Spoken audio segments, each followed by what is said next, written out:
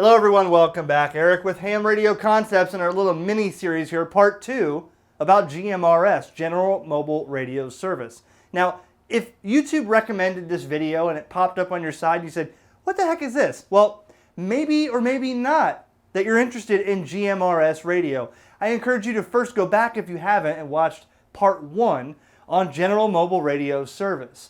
And the link is in the description. And you can check out the theory and topic about GMRS.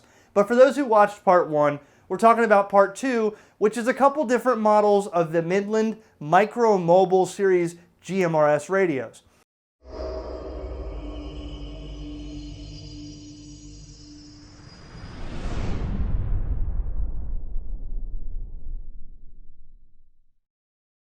Now I picked up 2 and I previewed these real quickly in the first video, but today in this video we're going to talk about these radios, take them apart and show exactly what they are. And the reason I bought 2 different ones was because I wanted to give you guys an option or 2 in the video and have a couple different things on display rather than one radio. Now we'll show Midland's site in the video. I'll browse through and show you several of their different models and talk about them. But in the meantime, I bought 2 of these and I was interested in each one of these for a different reason. So it's undecided which one I'm going to put in my vehicle. But we're going to go through each of them and I'll tell you right now why I bought them. First, we have the MXT275. This is the 15-watt Micromobile, very compact. I like compact because I'm going to have multiple radios in my vehicle. So I think this one will be good in the fact that I can hide the little base unit either under my dash or on my dash or under my seat and control everything from the remote keypad. I kind of like that. That was one reason I saw this and it stood out for me. Now, this is 15 watts. Okay, both these have the same amount of channels and frequencies. This one is 15 watts. So right in my head I thought, okay, 15 watts with a 6 dB antenna that Midland makes, I'll have okay or decent results, actually better than a 5-watt handheld. But then I thought, you know, like every other person in radio world, they want all the power, right? They want extreme power. They want the best range for the service. Well, then you have their most powerful line, the MXT400. Now this is a 40-watt radio by Midland, and this is an all-in-one unit here, much like this, except the difference is everything's controlled from the front of the radio. Now you can assume they both have the same amount of channels, the same frequencies for GMRS. You can do pretty much the same thing with both of these. The only difference is this one is higher power, but this one can be controlled from a remote keypad. So it depends on your installation in your vehicle, how you want to set it up. And again, we'll show you the website and go through and look at all the other little models they have that are pretty compact and sleek. They do have 5-watt models and they actually have handhelds. I don't have a handheld. Maybe I'll pick one of those up if I can get a hold of one and justify the cost for another video. But until then, we're going to go through each one. And just so you know, in Radio Land, without getting too technical, because in this channel I don't like getting technical because I want the newcomer to feel comfortable with understanding simple terms. So this is a 15-watt radio. Now, 10 watts more than a 5-watt handheld, right? But to make any substantial increase, you want to double your power. So to go from 15 to 20 watts is going to give you really no significant increase, okay? To go double your power to a 30-watt unit will make a substantial increase. You'll double your power, effectively making a significant increase. Now, 15 to 40, yeah, I'm going to make an increase. But if I had a 30-watt to go to a 40-watt, it's not going to, I mean, yeah, it's 10 more watts, but really you want to double your power to make an efficient gain. So right here I'm going more than double, 15 to 40. So I got to decide, do I want the more range or do I want the compact? We're going to talk about both of these real quick in the video. And also, thank you FCC for delaying the process of my GMRS radio. A round of applause, please. I'm waiting for my license here. And I guess after the government shutdown, it's just taking over a week now. So it's still in pending status. So we're going to wait on that. In part 3, I will show you in my vehicle which one of these I decided to put in and talk to a couple people on there. Once I get my license and I'm legal to talk on the air, we'll make a couple contacts, see a couple range tests, and you know, I'll decide at that point, do I need the extra power or do I want the little compact version? For now, we're going to start with the MXT275. Let's break this open. And this will be, I'll make it a little more than interesting than a unboxing video because I don't do unboxing videos anymore. But there's some facts to know about why you would buy a Midland brand Micromobile GMRS, or for that matter, any brand of GMRS radio. But there's a big factor to consider when you're buying a FCC type accepted radio versus using something like a Bofeng handheld that is not type accepted. So for those who are wanting to be legal and spectrally clean, there's a reason why they put their name on here, because the FCC has allowed them to, because it's type accepted. Now, I started my channel, believe it or not, years ago on the Bofeng and the Chinese radio craze. I never bashed anybody for using one. I used a ton of them. I did hundreds of videos on those. But with all the stuff going around now, you know, GMRS is a little bit tighter knit. So I don't want people to be greeting me on the radio and saying, oh, you're using one of those Chinese handhelds. Well, again, you may be able to get away with that, but number one, they're nowhere near as powerful as these, and number two, they're just not as clean. So consider that when you want to get into GMRS with the cleanest signal and the most effective power, a brand that is type accepted like Midland Micromobile will definitely be a lot better. Let's start with the MXT275. All right, so one more thing on this radio that I did not know was that this one actually comes with a little tiny antenna that I saw in the what's included, right? Of course, I have a better, more higher gain antenna for this. But in the situation that you don't want to use a big antenna or you're in a pinch for money, you can use a supplied antenna. But let's check this thing out. Again, this is the Micromobile MXT275.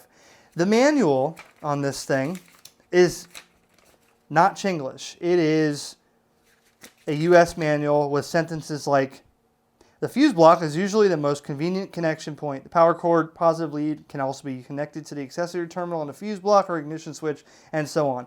So talking about radios back in the day when they had very poorly transcripted manuals, quick start guide and a manual, great. Now look at the size of this little thing. It's almost cute is the word. That is your 15 watt Micromobile. Very small. Okay. All right, there it is. Comes with a mobile mounting bracket. And actually, from what I understand online, this mobile mounting bracket is like a, let's see, how would I do this? There you go. It's like a quick type. Check it out. Okay, so if you want to take your radio out of your vehicle for theft purposes, or you just want to have it out of the sunlight, or you want to put it in a buddy's vehicle that has one, it's got like a quick mount. Slide it right in like that. So you affix the mount to your dashboard or under your seat, whatever, and away you go. This has the mic port on here for the, looks like an RJ45 mic port, and also a USB. This is a charging port for cell phones, tablets, electronic cigarettes. SO239 connector on the back. It does have an external speaker connector on the back and your power lead. So very simple, right? Very small, compact 15 watt radio. Here's the microphone here. And the microphone, as I said, is a little bigger than your standard microphone because it has all the goodies on here for operating the radio remotely. All right, and that's quite a, for some reason that feels like quite a long mic cord. My gosh, that does feel longer than normal, I guess. It's heavy duty. And also, what is this here? This says USB. This has a little USB. It's like a little dust cover. So you put your antenna there, and then you have your, let's see, there you go, USB. So it's like a little dust cap there, okay? Cool. All right, and then you also get, this looks like Velcro. Okay, several pieces of Velcro. That's for Velcroing your mount to the dashboard so it's not permanent. So if you don't want to screw your holes in there, you can mount it with the Velcro. Pretty cool. Now here's a little tiny antenna that comes with it, and your results may vary, okay? This is a small, typically zero gain antenna. This is cut just for the UHF frequency of GMRS. You can see it's a little tiny mag mount antenna. If you're into being discreet, let's say you're only using this around a square mile or a half a mile, whatever, this is effective for 15 watts, and handle your 15 watts, but really it's a small antenna. Now that may be up somebody's alley when they're talking about compact. They don't want all these great big antennas on a vehicle like I have. That's fine. This has the PL259 on it, And yeah, there's PL259. And okay, so it's probably got about 14, 15 feet of cable on that. So you can use that if you want. I myself, again, am using an external antenna, a better one. So it comes with a fuse, some screws for mounting, okay, and your power cord, which is a fused power cord, and this does have a cigarette lighter on the end of it. So you can plug that right in, because at 15 watts, you're not really drawing that much power. That's another good thing for people that are wanting to be compact. Maybe they don't want to run wires in their Prius, or they don't want to run wires in their rental car or their travel car, whatever. Plug it in your cigarette lighter, run this right into the radio, you're ready to go. And I'm guessing this right here has some double stick tape. This is for your microphone holder. So you put that on the dashboard and clip your mic in there and have it, you know, again, you have your microphone hanging like this, all right, and it's easy to see, all right, without having to look at the, or have the radio if you want to put that under the seat. All right, I have it powered on here quickly just to show you the blue backlit LCD screen. And power on the top, channels up and down, volume in the middle, and your menu with some other functions like the keypad lock here. Scan, monitor, weather. It's got all the NOAA, pre-programmed NOAA weather channels in here so that you can have your NOAA. That's great for people for Skywarn, for preppers out there, for people that are out in the wilderness. If you want to hear what's going on with your local weather, hurricane season, wherever. If the zombies are coming at your door, you can tell if it's going to be raining for the zombie apocalypse preppers. Anyways, so quite a beefy feeling microphone here with a long cord, as I said. Your volume goes up to 9. It's got quite a loud speaker on the front. And in the beginning of part 1 here, I did mention how do they factor in the channels 8 through 14 that are legal for only a half a watt transmit. What happens when you get on a GMRS radio? How do they fix that so you can't transmit, you know, on those frequencies that are limited to half a watt? Actually, if you go channel up, you'll see 1, 2, 3, 4, 5, 6, 7 are simplex channels at 5 watts. Then it skips 8 through 14 and goes right to 15. These are your repeater channels. 15, 16, 17, 18, 19, 20, 21, and 22. So as the box suggests, there's 7 simplex frequencies and 8 repeater frequencies built into the radio. They do block 8 through 14 for the power limitations. Now, if you go into the menu, there's some options in here that are abbreviated, such as privacy tones. I think this is, actually this would be privacy tone. That's power level, privacy tones. You have your display background, I guess. Your repeater channel. That would be, I guess, your beep. Silent operation if you want to turn the beep on and off. Your call channel or call alert tone. Roger beep if you want the courtesy tone on or off. So, very simple though. You don't really have to program this. Basically, you would find out what repeater in your area matches the channel on your radio, okay? Going by the GMRS frequencies, if the 462.700 is near you and you find out that channel, I keep doing that, channel 20 is 462.700, that's the channel for your repeater. That's it. There is no programming. And if you're not sure, you can scan. And it's going to go through all the channels and scan for activity. So quite simple to use, unless you want to get into set different privacy tones for simplex and repeaters and stuff like that. Pretty easy to use this radio. Nothing compared to programming a D-Star or DMR radio for GMRS here. So maybe the MXT275 goes in my vehicle just because everything can be controlled here. I can mount this thing on the dashboard with a little hook, and that makes it quite simple for me with several radios in the vehicle to keep it simple for me. And also for mobile, for my opinion, having the speaker here, I can keep that closer to my head if I got the windows open or if I'm in a lot of traffic, and I can hear what's going on. Unlike my ID5100 D-Star radio, I got the bass under the seat, so I have to use an external speaker, which can be had with this radio, but I like the fact that I can have everything right here in my hand, as well as the speaker. All right, the MXT400. Let's open this bad boy up and see what we got here. Try to fire this one up too. Right away, I got a Midland sticker. Sweet, goes on my vehicle. Support your brand, right? Looks like they have the same series of manual for the different model, of course. Midland writes a pretty good manual, so you should have no problem figuring this out. So here is the radio. Now this, right off the bat, reminds me first off of a larger radio such as one of the China series radios. That reminds me of a TYT, or a TYT 9800, or possibly a Luiton radio, but again, type accepted. So maybe they took this model and, of course, had it modified for GMRS band and with different fixes to make sure it's not out of band and all that. In this one, we also have, I guess the toys are underneath here. Okay, the power cord. So the power cord on this one's a little bit beefier. You see down here, you have like a little, I know somebody knows the name of that, so just put it in the comments. It's almost like a RC battery pack, but yet the MXT400 has the standard, one we're used to in ham radio for like a Kenwood or a China radio or something. The dual blade there, but I forget the proper names of that, and that's where I'll learn from you. Leave it in the comments. Fused power cable, of course. And this comes with, of course, your mic mounting hardware, the screws for the, well, I don't see a mobile mounting bracket in here. Yep, I gotcha.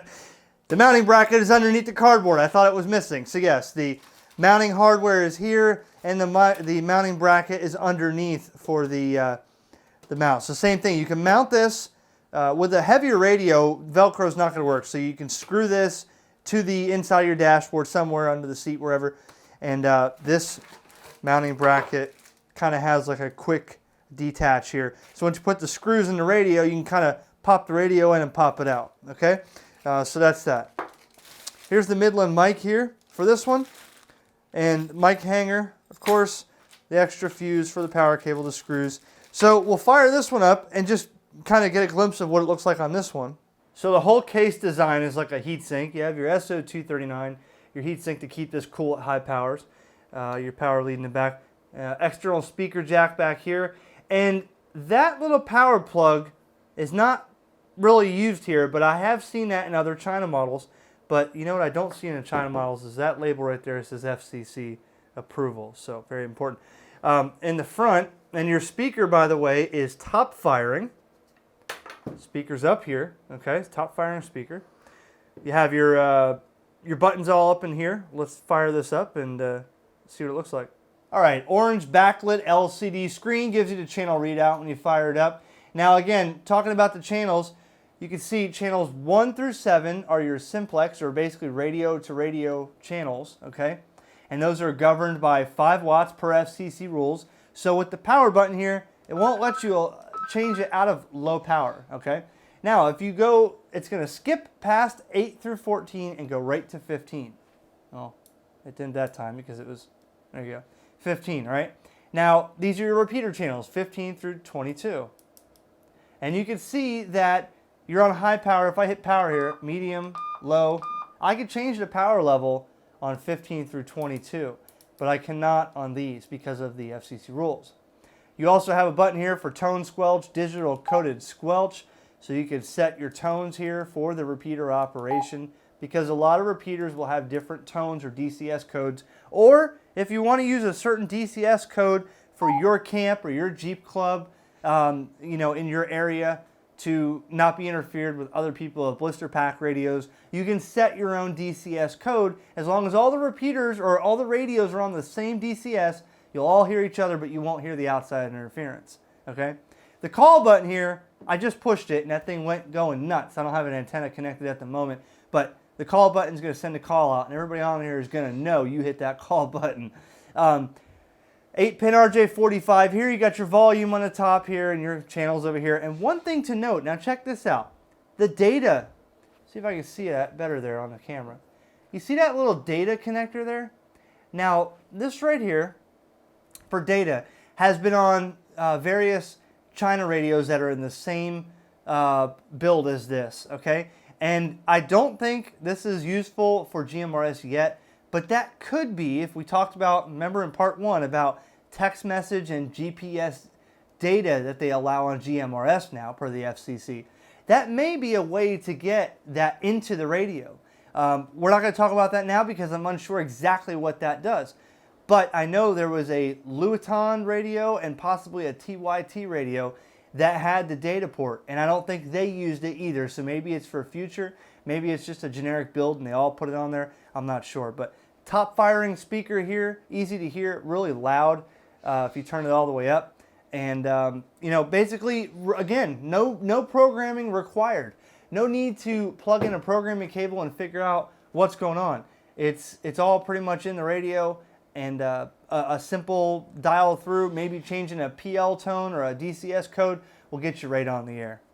We're going to check out the Midland site real quick, just because I get a lot of questions and comments of people asking questions that I can't answer them all, and I always try to go to the website of the manufacturer if I can to show you what they have and that you can get support here with forums and informational articles that they have here. But I want to browse the site real quick just to show you a couple of the different things that they have here.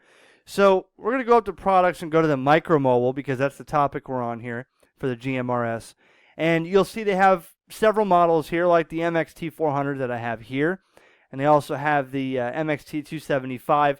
They also have an MXT115, which the only difference between the two are that you see how mine has the remote control keypad here, whereas this one, it's all built into the radio. If they're both the same price, just depends on how you want to mount it, I guess. They both do 15 watts. It's just a difference of, the keypad in your hand. Then they have the little Micromobiles, which these also have the NOAA weather stations on them.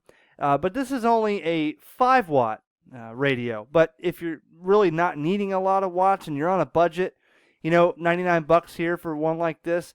It's got 4.8 out of 5-star rating. That's pretty good. So, this one here is designed, it comes with a little antenna here, and it's designed to keep you in communication. And if you're not so, if you're at River Ranch or you're out in somewhere where you're only, half a mile apart, whatever, and you don't really need such a big radio here for your vehicle. So they do have several options here. We go down, they also have bundles. If you want to have, the Micromobile here with the 2 handhelds, as you see here in the picture, so you can have a bundle, 1 at the base and 2 while they're out scouting or wherever, with several different models. This one here is the limited edition Micromobile, the MXTTR limited edition. I'm not sure why, but it comes with a red faceplate, NOAA weather, 5 watts of radio broadcasting power. So 5 watts is 5 watts, and again, it comes with the little antenna here in the mounting bracket. So $84, FCC approved, 5-star rating, you can't go wrong. Now let's check out CBs, just because we've talked about this several times. I've told you about Midland and the CBs I've had in the past, although it looks like they're pushing GMRS more because they don't have so many. They do have a couple of people, or for people that are wanting to, have one in the vehicle or in the Jeep or wherever outdoors, that they don't want to have such an elaborate setup. They have a couple models, but definitely not as much as the GMRS stuff it looks like they're pushing. And they have E-Ready. So this would be around the preppers, which would want, this would be cool in my Go Kit. This is a all-in-one, 4 different ways of powering it. It has USB charging. It has a hand dynamo crank on it. It's got a solar panel. It's got a battery built in, I guess. And you could use this for weather station, NOAA weather on here. It's also got a light on there. So great if you're camping, great if you're out in the wilderness. If you're out in the wilderness waiting for the zombies to show up, this will tell you what the weather will be like, or the emergency alert system. Not making fun of zombie guys. I'm just saying I know they're out there, so I support you either way. LED lanterns and more. And this right here, this is the base camp. So the base camp's been out a few years. I've seen this for a few years now. And this is like a GMRS radio that also has all the channels in it with weather radio. But it's got a hand dynamo crank on it. So it's completely portable. They call it the base camp. It's kind of a cross between, a low-powered Micromobile and a emergency weather station, all wrapped up into one. So you can have this with you when you're camping or hiking or search and rescue or wherever. And if you don't have power, no problem. You can wind it up with the dynamo crank that's on the side. You wind that thing up. I'm not sure how long it takes to charge, but pretty cool. 22 channels, all the privacy codes, and that. So pretty cool stuff. One more thing here. I want to check this. Now, leave a comment in the video here if you'd like to see this on video. Okay, at $1,099, check this thing out. This is their portable power station, and this thing is pretty cool. I would love to have this for all you hams watching. I would love to have this out in the field at field day, at Aries, at special event stations, or anybody that's a prepper. Check it out. You have a 110 volt AC outlet here. It says a 1,000 watt pure sine wave inverter with 924 watt hour of power. Can run a single 3 watt light bulb up to 261 hours and an LED TV up to 17 hours. And it can be charged with an AC wall adapter, 12 volt car outlet, or an attachable solar panel, which I have a solar panel in my Go kit. I could charge this in the field. It's got the fans to keep it cool. USB ports here, power port or cigarette lighter port here. So pretty cool stuff. There's it's got even an LCD screen here that tells you the percentage of the battery and stuff. So I think I would like to check that out, although a little pricey. But leave a comment and say, hey, you know what? Midland should let you check this out. That'd be cool. We'll take a look at it, and their GFI outlets. So pretty cool for those who want to be completely off-grid and have a little bit of power without a homemade interface with outlets and plugs and all that. So pretty cool stuff. And, of course, I've showed you in the past I have a weather radio or two from Midland. I actually have this one right here, and they have a bunch of them here, handheld and desktop. They've always made good weather radios. In fact, I did find the one I showed you in the weather radio video. I did find that one I told you about. It's like from 1987. I'm sure Midland would love to see that thing. All right, so both nifty radios. You can see on their website they have quite a few options for GMRS. A couple things that stand out. Again, if you're going to comment and say that your Baofeng or Baofeng UV5R will do GMRS, you don't need to buy a radio. Keep in mind, again, with all that's been going on with the Chinese radio and the FCC, these are type accepted. These are spectrally pure. There's a reason that Midland puts their name on them, and there's a reason that the FCC allows that, is because these are type accepted for communications to meet the FCC's criteria. So you transmitting out of band on a Baofeng or Baofeng or TYT or whatever Chinese radio you have, again, you remember I started this channel with Chinese handhelds and I was never against them. But with all the people that are talking now, you get hated on when you say, well, I'm doing this on one of these Baofengs or Baofengs or whatever, and people hate on you. But at least when I'm talking to people on GMRS, when I tell them I have a Midland Micromobile, they're going to pretty much know exactly what it is, and I won't get all that hate mail, from the people saying, well, you're using an unapproved radio. And believe it or not, because GMRS is so small and tight-knit compared to ham radio, you're probably going to get those repeater police. I mean, you already have to ask them for permission to use their repeater. So you don't want to abuse that and turn them off even more by telling them, I need permission to use your repeater, but I'm going to be using a unapproved radio. I mean, if you want a good quality radio, and not only that, the Baofeng or handheld radios are only 5 watts. 15 watts, 40 watts. So this is part 2 on Midland with their Micromobile series.